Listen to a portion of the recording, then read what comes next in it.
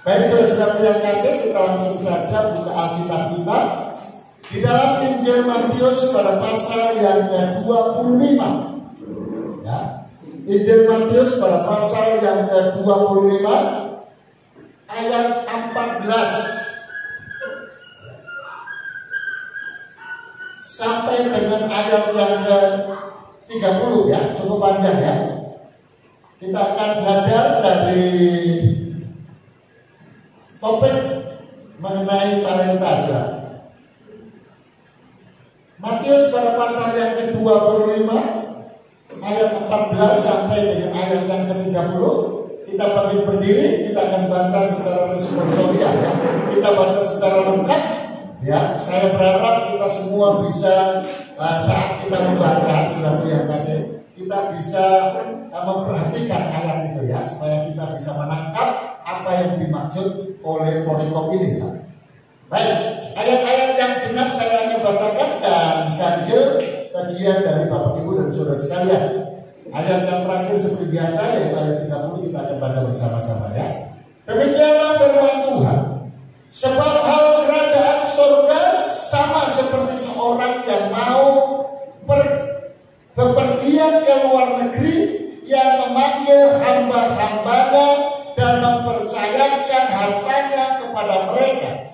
Yang seorang diberikannya 5 talenta, yang seorang lagi 2, dan yang seorang lagi 1, masing-masing menurut kesanggupannya.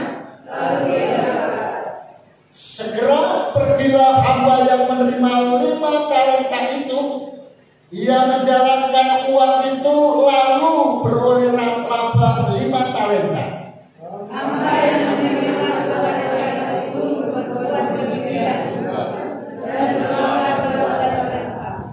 Tetapi hamba yang menerima 1 talenta itu pergi dan menggali lubang di dalam tanah, lalu menyembunyikan uang tuannya. Lama sudah itu pulang tuan hamba itu, lalu mengadakan perhitungan dengan mereka. Hamba yang menerima 5 talenta itu datang, dan ia membawa laba 5 talenta. Katanya, Tuan, 5 talenta Tuhan percayakan kepadaku. Lihat, aku telah beroleh laba 5 talenta. Maka kata tuannya itu kepadanya, baik sekali perbuatanmu itu, hai hambaku yang baik dan setia. Engkau telah setia dalam perkara kecil, aku akan memberikan kepadamu tanggung jawab dalam perkara yang besar. Masuklah dan turutlah dalam kebahagiaan Tuhanmu. Lalu datanglah hamba yang menerima 2 talenta itu, katanya, Tuan, 2 talenta Tuhan percayakan kepadaku. Lihat, aku telah beroleh laba 2 talenta. Maka kata tuannya itu kepadanya, baik sekali perbuatanmu itu, hai hambaku yang baik dan setia. Engkau telah setia memikul tanggung jawab dalam perkara yang kecil, aku akan memberikan kepadamu tanggung jawab dalam perkara yang besar. Masuklah dan turutlah dalam kebahagiaan Tuhanmu. Kini datanglah juga hamba yang menerima 1 talenta itu dan berkata, Tuan, aku tahu bahwa Tuhan adalah manusia yang kejam, yang menuai di tempat di mana Tuhan tidak menabur, dan yang memungut dari tempat di mana Tuhan tidak menanam. Karena itu aku tahu dan ingin memberikan talenta Tuhan itu dan berkata, ini terimalah kepunyaan Tuhan. Maka jawab tuannya itu, hai kamu, hamba yang jahat dan malas. Jadi kamu sudah tahu bahwa aku menuai di tempat di mana aku tidak menabur dan memungut dari tempat di mana aku tidak menanam. Karena itu sudahlah seharusnya engkau itu memberikan kepada orang yang berjalan benar, supaya sesudah itu akan menerimanya serta menerimanya. Sebab itu, ambillah talenta itu daripadanya dan berikanlah kepada orang yang mempunyai 10 talenta itu. Karena setiap orang yang mempunyai kepadanya akan diberi, sehingga ia lebih berlimpah. Tetapi siapa yang tidak mempunyai, apapun juga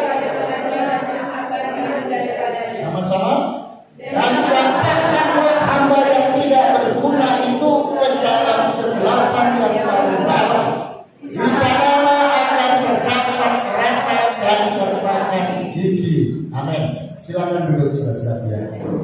Ya, saudara, dari pembacaan firman Tuhan ini saya akan mengambil tema, ya. Mari kita saling membangun dalam ketaatan, ya. Membangun dalam ketaatan.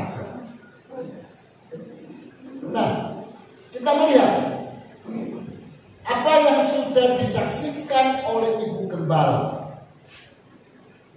Perjalanan dari Mesir sampai ke Kanaan itu tidak membutuhkan waktu tahunan, ya, tidak membutuhkan waktu tahunan, ya.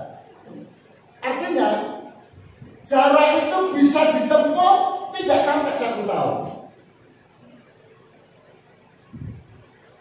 Tetapi oleh karena tidak ada ketaatan bangsa Israel kepada perintah Tuhan, kepada firman Tuhan, kepada perkataan Tuhan, akhirnya bangsa Israel itu menempuhnya dalam kurun waktu berapa tahun? 40 tahun. Ya, saudara, ini sesuatu yang mengeluarkan banyak energi. Bahkan saudara-saudaraku yang kasih, orang-orang yang keluar dari Mesir banyak sekali yang tidak sampai. Ya. Padahal kalau 40 tahun, waktu berangkat itu umurnya, katakanlah kalau pemuda itu umur berapa? 18. Ya kan? 18. Start mengadakan perjalanan, oke lah. Oleh karena ketidaktaatan, maka dia putar-putar, dia sudah yang kasih, lalu 40 tahun nyampe. Ya. Jadi kalau begitu, ketika dia di Mesir berumur 18 tahun dia berangkat, ya, selama 40 tahun dalam perjalanan, lalu sampai ke Kanaan. Pertanyaannya adalah umur berapa dia sampai di Kanaan? 58. Berarti kira-kira seumur dengan saya. Saya kan 59. Coba bayangkan saya. Ya, masih gagal, masih kuat terus ya. Nah, harusnya kan begitu. Tapi Alkitab mencatat, saudara-saudaraku yang kasih, orang-orang yang keluar dari Mesir yang hanya kurun waktu 40 tahun, itu yang paling banyak mati. Yang paling banyak mati. Mati karena perang, mati karena dipagut ular, karena degil, ya, Tuhan datangkan itu banyak ular teduh, ya, sehingga dipatok oleh ular teduh. Patok 5 menit mati. Ya. Kenapa? Karena ular teduh itu ular yang berbisa, dan itu lebih berbisa daripada ular yang sering ada di daerah kita ini. Ya. Oh, berapa sendok? Ya, berapa yang kasih? Jemaat kita kemarin ada yang dipakai ular, ya? Tidak. Siapa itu? Pak Willy. Ya. Ular masuk kamarnya. Mungkin zaman Pak Willy ular gak dikasih kamar. Makanya dia pilih masuk kamar. Setelah yang kasih, memang itu ada bisanya, tapi bisa ular tedung itu lebih ganas daripada. Kenapa? Karena begitu dipatok kan masih ada waktu, ya, masih sempat dibawa ke klinik atau ke rumah sakit kemarin itu, ya, karena Bapak Gembala nggak ada di tempat. Ya. Tapi jangan coba-coba dengan ular tedung ini. Begitu dipatok alamat. Ya. Kecuali ketika Musa berdoa lagi, Tuhan, nanti banyak yang binasa itu, semua nanti bisa binasa. Ya. Karena sangat ganas, rumah sakit belum ada. Ya. Selesai, obatnya belum ada. Maka akhirnya Tuhan bilang apa? Musa, bikin patung, ya, lalu berbentuk ular. Jadi setiap orang yang digigit ular, lihat patung ini, nah, pasti sembuh. Saudara, benar, ketika orang digigit, dipatok oleh ular pedong, lihat ular, patung ular yang dibuat oleh Musa, sembuh. Ya, ingat, itu yang menyembuhkan bukan ularnya, patung ularnya, ya, tapi yang menyembuhkan adalah firman Tuhannya, perkataan Tuhannya, bukan patungnya, ya. Tapi di negeri ini, saudara-saudara yang kasih, bahkan dunia, kalau saudara perhatikan itu apotek. Apotek ini kan untuk apa namanya? Obat-obatan. Maka kalau kita digigit oleh ular, kan gitu kan, kita bisa beli obatnya di apotek. Lalu saudara perhatikan, ya kan, logo di apotek.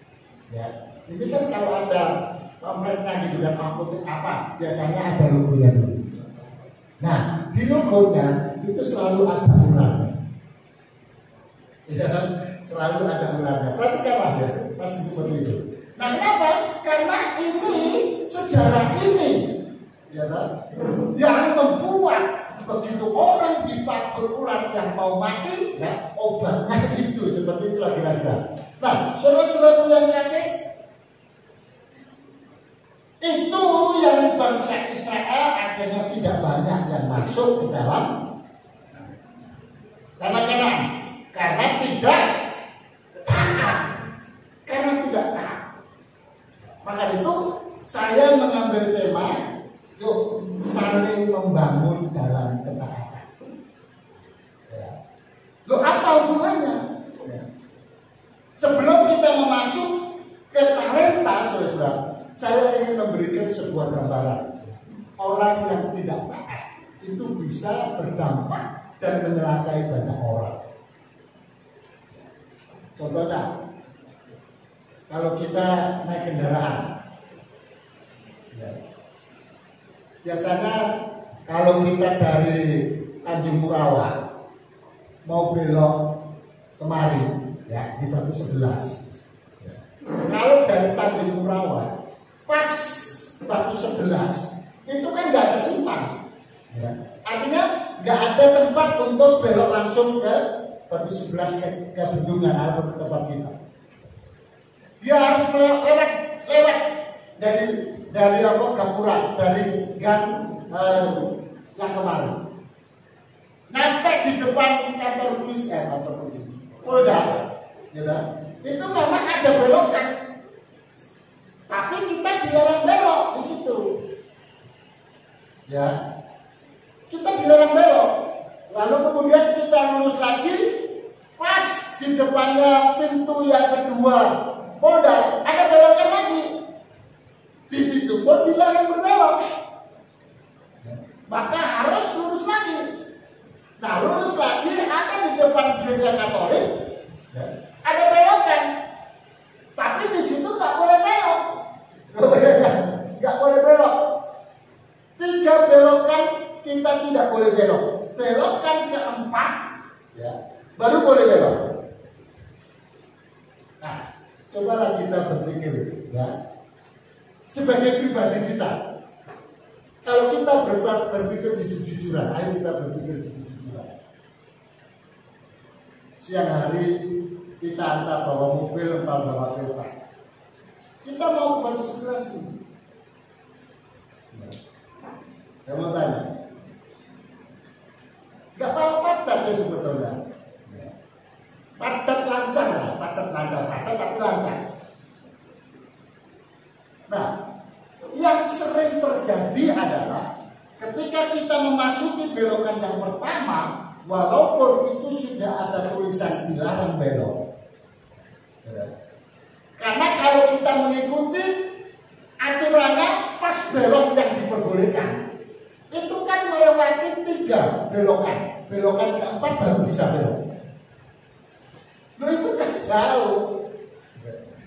Maka yang sering adalah ketika kita berada dalam belokan pertama yang ada larangannya, ya semua orang tahu itu dilarang belok. Biasanya orang kan lihat ada polisi ya, ada polisi ya. Lalu kemudian lihat kaca dari belakang, ya. Di belakang mobilnya padat nggak? Ya, padat kali nggak dan lain sebagainya. Itu sering kali. Dan itu menggoda, saudara. Kalau itu kita biarkan, ada orang, ada polisi, nah, pasti deh.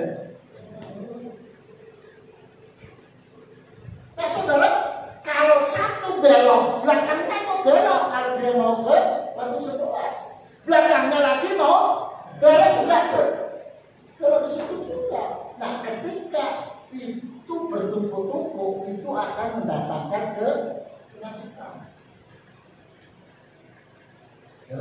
Nah, ketika itu macet, saudara-saudaraku yang kasih, maka yang lurus juga ikut macet. Orang yang tahu bahwasanya nggak boleh belok pasti marah dia. Nah, oleh karena dia di dalam mobil, marahnya mungkin dia nggak berteriak-teriak. Biasanya bunyikan apa? Klakson kan. Kalau mobil, satu mobil klakson, ya. Lalu kemudian berapa mobil klakson, sudah punya kasih. Maka polisi yang jaga di piket itu, yang harusnya nggak mengurusi jalan, sudah, itu pasti keluar. Terus yang susah siapa? Semua susah. Atau parkir. Ada ruas jalan yang kita nggak boleh parkir. Tapi oleh karena merasa sebentar, merasa ya, namanya merasa sebentar kan bisa lama, merasa kan, ya. Sebentar aja tuh, ya. Hanya beli ini aja kan gitu. Tapi kan di dalam tawar menara kan bisa memakan waktu. Ada tulisannya nggak boleh parkir.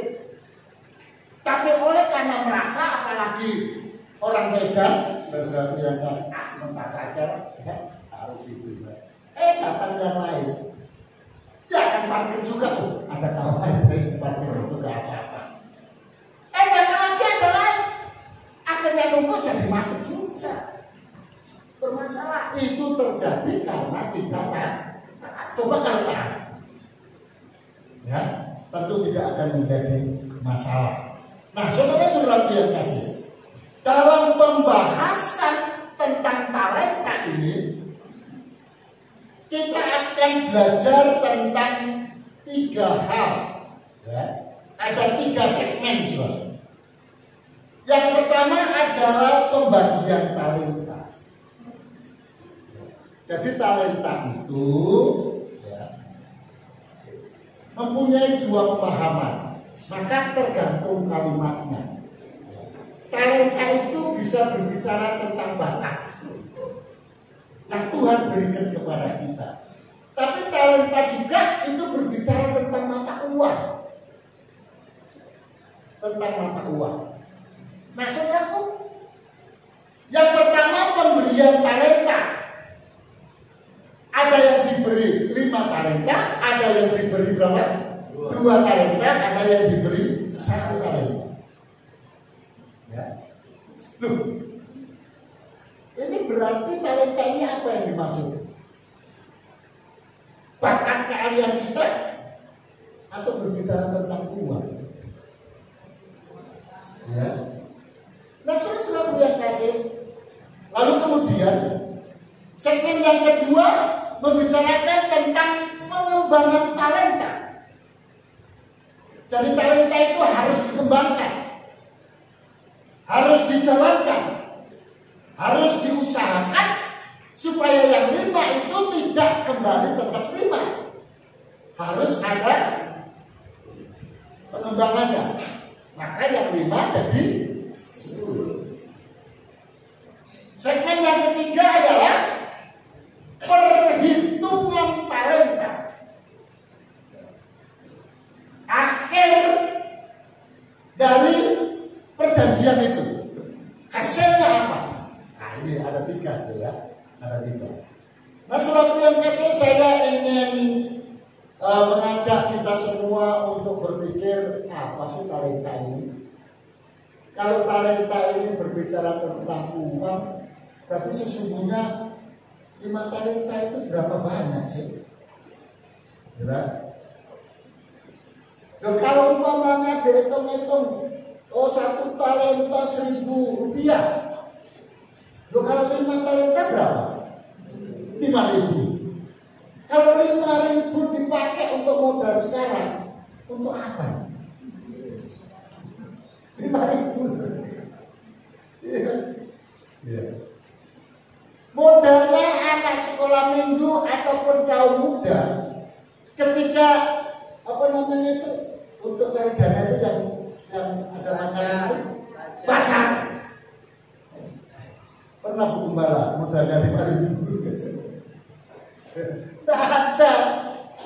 Kan itu kalau 5.000, itu kalau 5 talenta, dan 2 talenta cuma 2.000, dan 1 talenta cuma 1.000. Maka itu saya ingin mengajak terjemahan yang lain.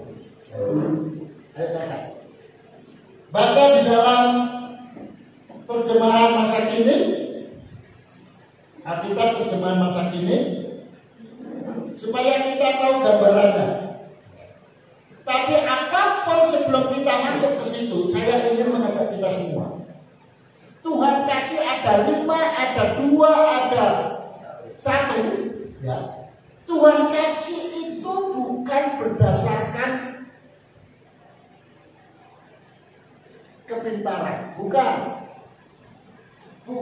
berdasarkan kecakapan, bukan berdasarkan kedekatan antara Tuhan itu dengan hambanya, bukan. Tapi berdasarkan apa? Saudara bisa baca itu ya, saya bacakan pada ayat yang 15. Yang seorang diberinya 5 talenta, yang seorang lagi 2, dan yang seorang lain lagi 1. Perhatikan di situ. Masing-masing menurut mana di sini ada dia. Masing-masing menurut kesanggupannya. Ya. Saudara, ini membuktikan bahwasanya Allah itu sangat mengenal setiap pribadi orang yang percaya kepadanya. Maka Tuhan kasih itu sesuai dengan kesanggupannya. Maka saudara bisa baca di dalam 1 Korintus pada pasal 10 ayat yang ke-13. Ayo Bang, dulu ya sebelum kakak ya. Nah, 1 Korintus pada pasal yang ke-10 ayat yang ke-13. Ya, ini ada sambungannya. Kita baca dulu ya. 2, 3. Pencobaan yang kamu alami ialah pencobaan biasa yang tidak melebihi kekuatan manusia. Jadi Allah tidak akan memberikan tanggung jawab kepada pengikutnya itu yang tidak bisa dikerjakan. Ya. Makanya diberikan menurut kesanggupannya. Dari 3 pelayan ini, 3 hamba ini, saudara-saudaraku, yang 5 Tuhan dia sanggup, pasti sanggup. Yang 2 pasti sanggup. Yang 5 aja sanggup. Yang 1 apalagi sudah dikasih sanggup itu. Tapi ternyata apa? Yang 5 sanggup, yang 2 sanggup, yang 1 malah nggak sanggup. Padahal kalau kita lihat harusnya yang 1 itu lebih ringan. Kenapa? Dia nggak sanggup. Firman Tuhan mengatakan dia malas. Iya, dia malas. Ya. Oke ya. Pada ayat yang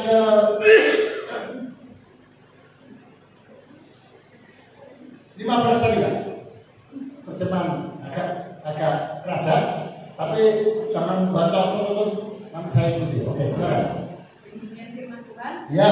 Kepada setiap pelayan itu ia memberi menurut kesanggupan masing-masing. Ya. Kepada yang seorang ia kepada yang seorang terus ia memberi 5.000 uang emas. 5.000 uang emas. Jadi 5 talenta itu, saudara, 5.000 uang emas. Gitu? Bukan uang perak. Jadi nilainya itu besar, saudara-saudara yang kasih. Talenta yang Tuhan berikan kepada 5 yang seorang tadi yang 5 talenta itu 5.000 uang emas. Memang uang talenta itu kan program emas, saudara yang kasih. Loh itu kalau dirupiahkan sekarang piro coba bayangkan. Terus kepada yang lainnya ia memberi 2.000 uang emas. 2.000 uang emas. Terus dan kepada seorang lagi ia memberi 1.000 uang emas. 1.000 uang emas. Ya. Nah, kalimat ini kan uang besar banyak, saudara-saudara yang kasih. Dan di dalam gambaran itu kita harus mengusahakan, kita harus kerjakan sesuatu. Ada orang salah tafsir dia, karena di dalam ayat ini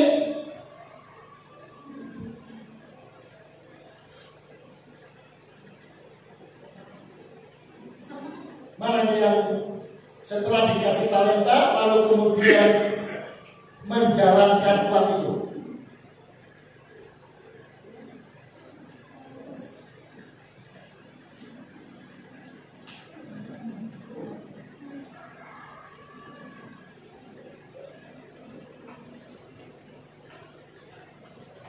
Ya, nah, dalam ayat yang ke-16 ya.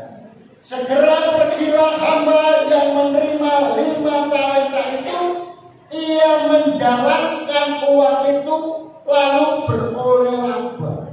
Saudara, ketika membaca ayat ini, ya, orang yang mendapatkan 5 talenta atau berapa ribu tadi? 5.000 uang emas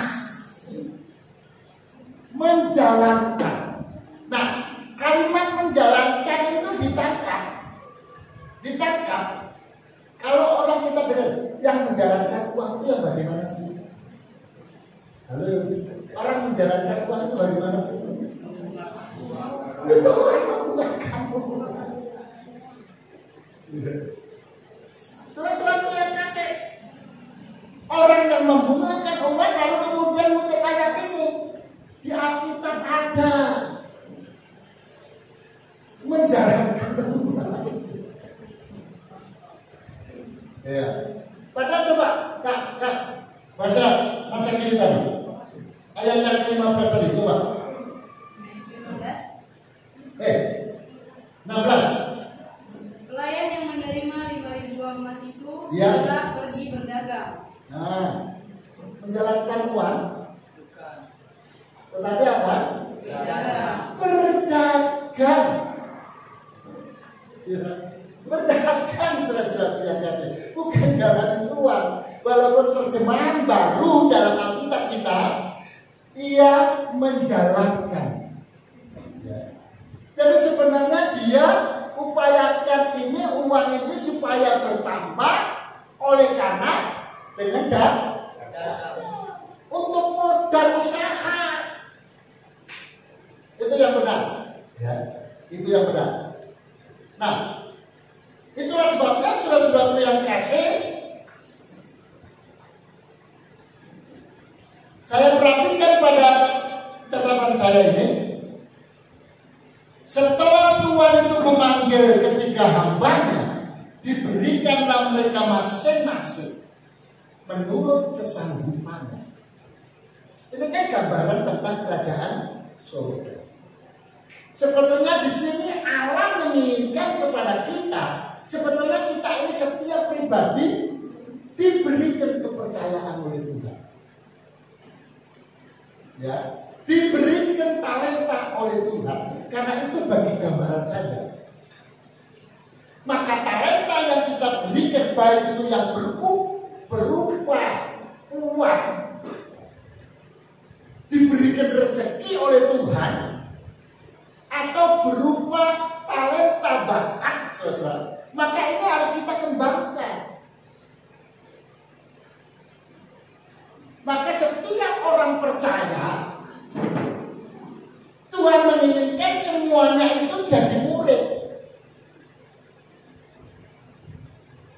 Jadi murid, ada peningkatan. Maka Tuhan akan melihat nanti, ya. Bukan Tuhan katakan, kamu udah berapa lama ke gereja? Bukan. Yang ditanyakan adalah buah kita. Buah itu bisa dilihat dari hasil kerja kita, karya kita. Kerja kita, karya kita itu adalah keterlibatan kita di dalam rumah Tuhan, dalam pelayanan. Ya, maka itu saudara, kita harus ada peningkatan. Gereja kita ini memberikan keluasaan sebetulnya, ya, untuk menjadi pelayan Tuhan.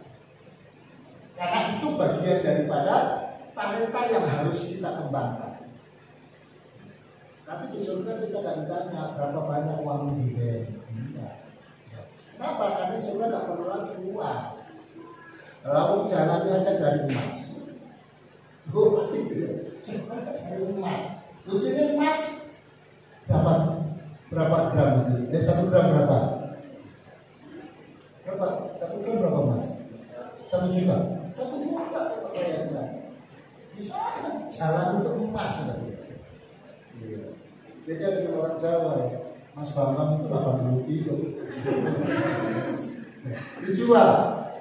Lalu. Selesai terima kasih. Ya. Nah, ketika kita sudah diberikan kepercayaan kepada Tuhan, segmen yang kedua, setelah membagikan talenta kepada para hambanya, sang tuan berangkat pergi ke luar negeri. Lalu pertanyaannya, apakah tindakan kita, tindakan pelayan gambaran daripada kita? Maka kita harus berusaha mengembangkan talenta. Makanya saya senang. Sedangkan pemain musik saja itu sedang belajar supaya satu orang bisa main bukan hanya satu musik. Saya rindu juga nanti Tias tampil main bass. Baru sekali saya lihat si Tias main bass. Bisa juga ya. Terus ajarin main bass gitu. Nah, lalu kemudian nanti bisa ganti-gantian. Markus main keyboard. Lalu kemudian Amos main drum. Lalu kemudian Nando main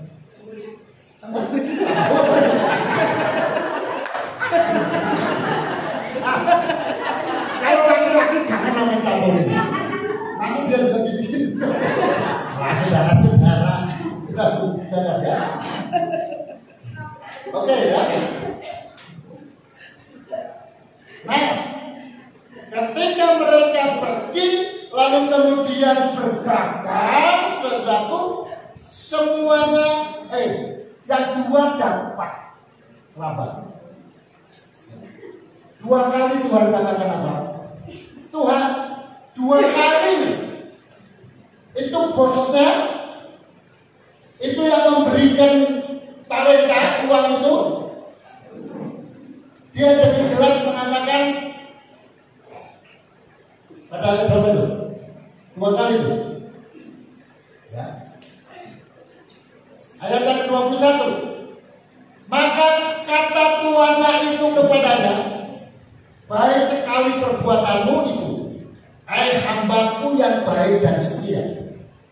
engkau telah setia dalam perkara kecil, aku akan memberikan kepadamu tanggung jawab dalam perkara besar.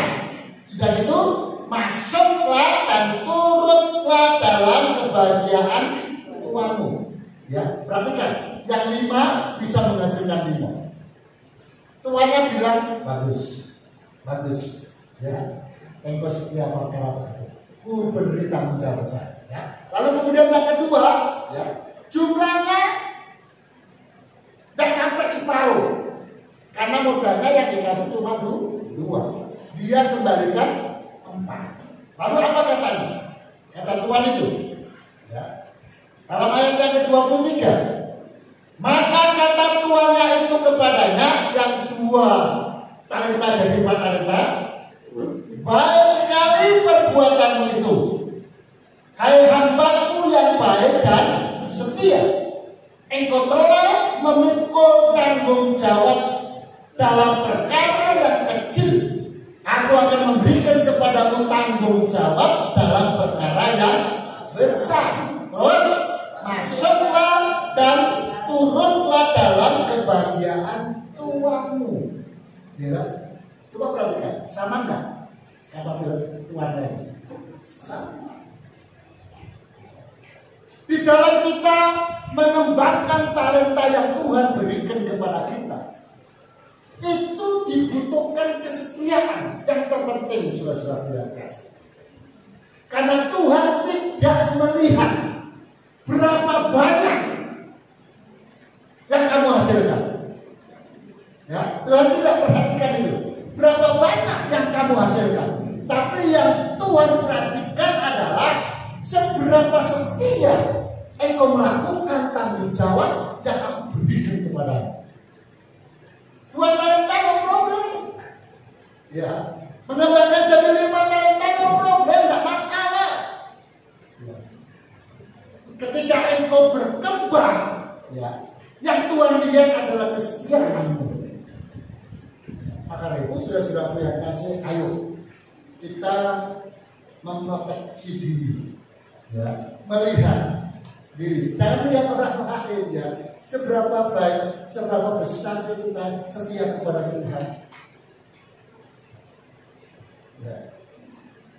Di dalam acara-acara ibadah kita, mulai dari kesetiaannya, ya, untuk tepat beribadah, ya, tepat beribadah, ya.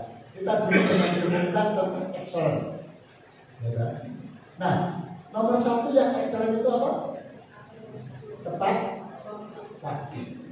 Yang namanya tepat waktu, pas jamnya sudah ada, ya.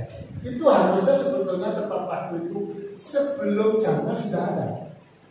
Karena pas jamnya sudah di sini, ya. Bukan mau baru datang dari sana, bukan, sudah di sini. Nah, itu namanya tepat waktu, ya. Artinya tepat waktu itu sebelum waktunya sudah hadir. Ini kalau saya perhatikan, ya, ayolah, ya, yang ibadah, ya, sebelum waktunya datang. Apalagi di gereja kita ini 30 menit sebelumnya, ya, ada doa. Tidak harus 30 menit, ya. Tapi kalau bisa 30 menit sebelumnya datang, alhamdulillah, puji Tuhan, ya. Tapi paling tidak pas. Doa syafaat 100, ya. Itu tidak begitu, datang tepat waktu. Jangan datang malah ditunggu waktunya. Coba bayangkan, kalau umpamanya sudah nyampe di simpang itu, ya, jam 8 kan kita ibadahnya, ya, jam 8 malam, ya. Jam 8 kurang 1/4, ya. Coba kalau umpamanya dia datang sini jam di depan, belum ada orang, ya. Akhirnya ngopi dulu, ya, di pojok sana, ngopi dulu. Selain ngopi itu begitu datang jadi terlambat. Saudara kasih, ya, yang dekat, ya, dilihat, aduh, belum ada yang datang. Jangan, saudara, ya. Jadi itu bagian daripada bentuk kesetiaan kita kepada Tuhan. Soalnya, nah ini aku yang paling tidak. Kalau pas doa seperti tadi, walaupun nggak noleh ke belakang, hatiku itu ke belakang. Sudah datang belum ya bagian soalnya? Kenapa? Karena kalau kita sudah mulai, lalu kemudian disetel itu kan suaranya. Tapi puji Tuhan kan, hari ini suaranya nggak ada yang ngakiku. Nggak tahu, atau mungkin sudah karena ditambahin ini. Halo, halo, udah dengar kita. Surat-surat yang kasih dan lain sebagainya. Jadi contohnya seperti hari Rabu yang akan datang, itu kan doa syafaat. Ya, saya sudah sampaikan kepada ibu karena saya mendapatkan sesuatu. Ya, kita akan buat agak sedikit berbeda nanti. Mulai hari Rabu, ya, full band. Kayak 10 malam itu ya, begitu full band naik, hadirat Tuhan turun ya. Dari kita berdoa luar biasa ya. Oke, lalu kemudian sesuatu yang kasih. Setelah itu berkembang, kita terlibat di dalam pengembangan itu, maka yang terakhir, yang ketiga adalah perhitungan talenta. Ya. Lama sesudah itu pulanglah sang tuan. Kepergian sang tuan dalam waktu yang lama memberikan waktu yang cukup bagi para hamba untuk mengusahakan hartanya. Saudara, dari sejak aku terima Yesus tahun 80, telingaku itu sudah mendengar, ya, waktunya sudah dekat. Tuhan Yesus mau datang. Itu tahun 80. Itu aku. Nggak tahu saudara-saudara. Dan tahun-tahun kelahiran tahun 70-an, engkau pergi ke gereja, ini pasti disampaikan. Yesus segera datang. Tahun 2021 Yesus belum datang. Saudara, apakah itu Tuhan lupa menepati janjinya? Tidak. Karena kedatangan Tuhan tidak ada orang yang tahu. Kalau itu masih lama, memberikan kesempatan bagi kita supaya kita mengembangkan talenta. Coba jujur, kalau Tuhan Yesus datang sekarang, ini kiamat sekarang, masuk surga kita? Iya, masuk surga kita. Iya, masuk surga kan? Iya. Karena dimanapun kita beribadah, siapapun yang berkhotbah, saudara-saudara yang kasih. Karena sesungguhnya yang masuk ke dalam kerajaan surga itu adalah anak-anak Tuhan. Pasti anak-anak Tuhan. Nah, cuma masalahnya saudara, yang namanya anak-anak, anak-anak itu yang bagaimana yang menyenangkan hati orang tuanya. Sementara punya 3 anak saja, itu belum tentu ketiga-tiganya itu menyukakan orang tua. Ada yang tidak, ada yang disuruh bantah, melakukan pekerjaan nggak mau. Nah, kalau ibaratnya Allah itu seperti orang tua, bagaimana melihat kita? Ibadah aja kalau mau. Ini berbicara tentang ibadah aja. Ya. Keterlibatan dalam pelayanan nggak mau. Ketika gereja memerlukan sesuatu, lalu kemudian membicarakan tentang uang, duit terus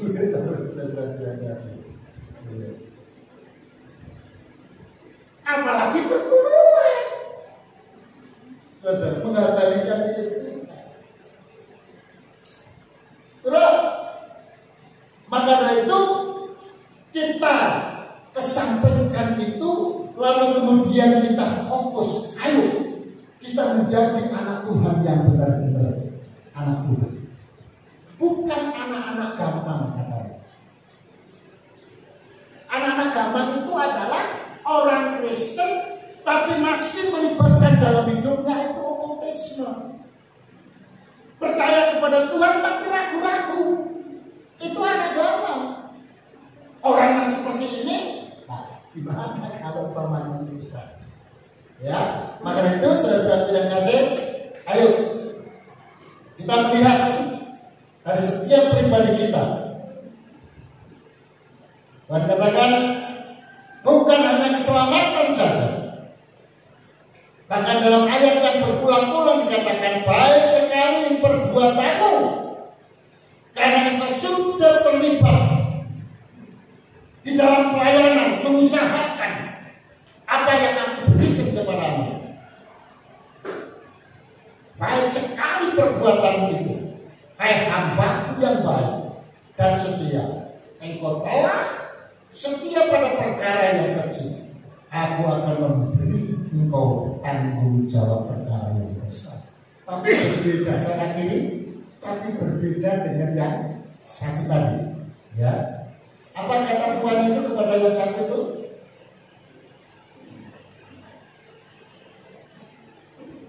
Ayat terakhir kita, ayat yang ke-26. Maka jawab tuannya itu, hei kamu hamba yang jahat dan malas. Ya, perhatikan, malas.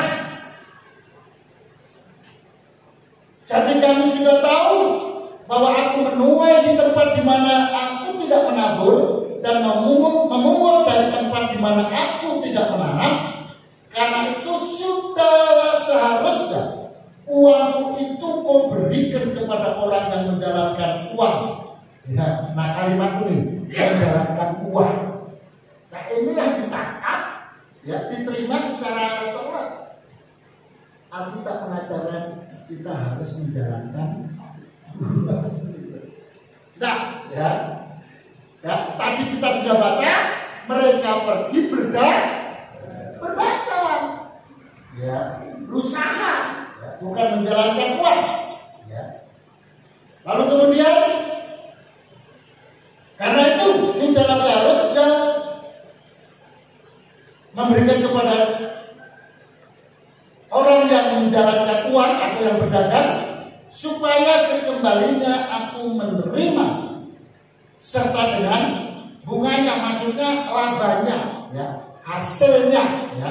Ini terjemahan, makanya terjemahan. Kalau kita puji orang lain, agama lain, itu sebetulnya kan nggak boleh terjemahkan. Kenapa nggak boleh terjemahkan?